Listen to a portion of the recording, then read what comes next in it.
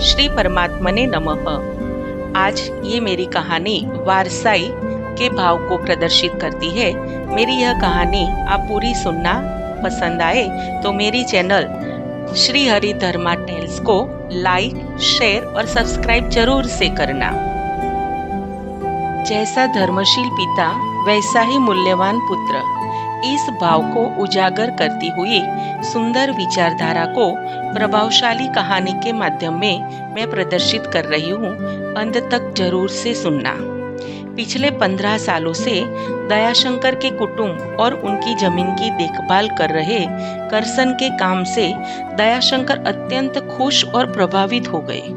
करसन ने 12 महीने ठंडी, गर्मी और बारिश की परवाह किए बिना हर वर्ष मबलक पाक में फल, सब्जी और अनाज को पैदा करके दयाशंकर को अढळक कमाई करवा दी। करसन के इस मेहनत का शुक्रिया करने का शुभ विचार दयाशंकर को आया।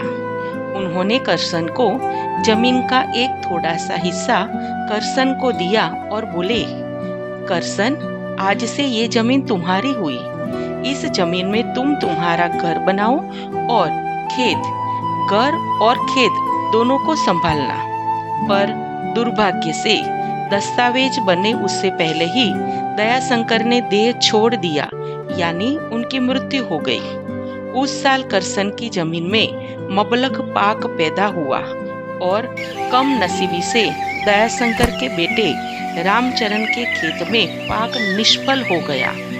रामचरण के स्वजनों ने सलाह दी कि तुम्हारे पिताजी ने जमीन के टुकड़े को करसन को दिया है। ये सच बात है, पर उसका कोई पुरावा नहीं है, कोई दस्तावेज नहीं है। तुम समझदार बनो और जमीन वापस ले लो। रामचरण ने स्वजनों की बात को आनंदित होकर स्वीकार किया। सब करसन के पास गए। करसन ने प्रेम पूर्वक वेलकम किया और बोला, आइए आइए छोटे मालिक, आप और आपके पिताजी की कृपा से मेरी जमीन में सोने का सूरज। बात को काटकर रामचरण बोला, तुम्हारी जमीन? ये जमीन तुम्हारी है, इसका कोई आधार है? दस्तावेज है तुम्हारे पास?